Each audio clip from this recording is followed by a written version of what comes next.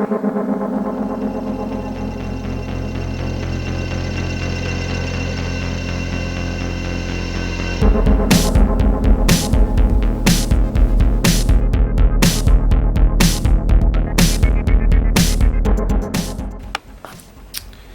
guys, welcome to my video. Today I'm going to be doing a very quick Wonder Woman look. It's kind of like a pop art Wonder Woman. I've got this wig kind of bobby pin back right now so I can do my face. And Wonder Woman is a brunette, so I had to wear my wig today. But anyway, I'm not going to be talking during this video. I'm just going to be making the video. So it's probably going to be a pretty quick one, hopefully. I'm going to try to get 2 videos done today because today is Halloween. Happy Halloween, everybody.